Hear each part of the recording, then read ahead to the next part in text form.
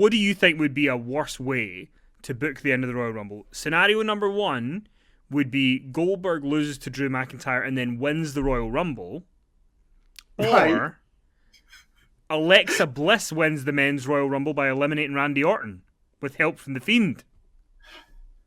Well, obviously, Alexa Bliss would be worse than Goldberg.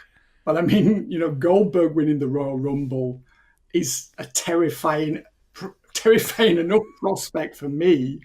I mean, I'm sure that WWE at times deliberately leaks this information to gauge the response to it, much like governments do this. I mean, all sorts of different, businesses or agencies do this, just to see how it will be received by their public. I'm not saying that there isn't some merit to this, but I will say that each year, many names are pitched or put forward or discussed as Royal Rumble winners. I mean, earlier today, as far as I know, the betting sites had Daniel Bryan as the favourite.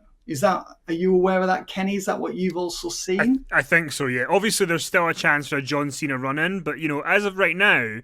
We can hope. Bryan is definitely the fourth. Because last year we thought that in the women's Royal Rumble it was going to be Shayna Baszler. She was the favourite right up till showtime, or right up to the day of the show, and then obviously ended up being Charlotte Flair. But things can change. Of course they can. I mean, things can change right up until match time. And I think, there's often a game being played in that WWE knows it's got leaks and it knows that information is fed to the media, and then they, of course, distribute it to their audience. And sometimes they'll just, as I say, deliberately leak this information either to gauge public response to it or to create red herrings to throw people off the scent of what they're really going to do. I mean, I guess Edge, we were talking about this on What's Going Down on the podcast. Edge is somebody I think a lot more people are sort of thinking that, maybe this will be Edge's year. I mean, I know he's won it before. He won it back in 2010. That's right, yeah. He returned. I actually felt like he came back too soon to win that match. So, I mean, this wouldn't be the first time that he's won it, but I mean, it's still feasible.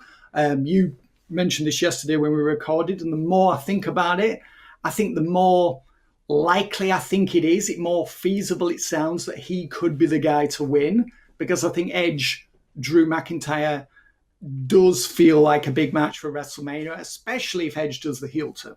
But as of right now, I think it's going to be Daniel Bryan or possibly Brock Lesnar. I hope one of those two will win.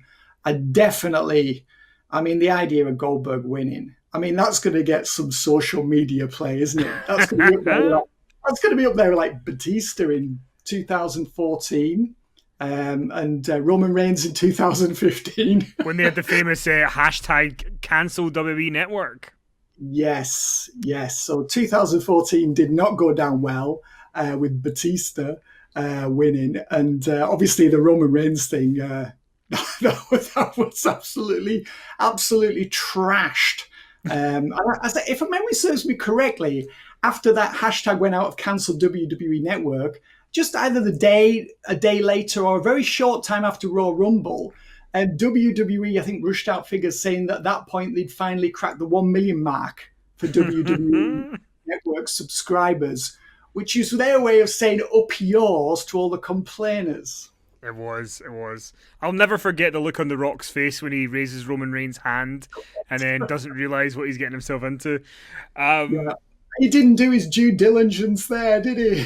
No, he did not. But then, I mean, the thing about the Royal Rumble's not really had a bad ending for a fairly long time. The winners the last few years have been pretty decent. I was watching back last night the 2018 Men's Rumble, which is tremendous.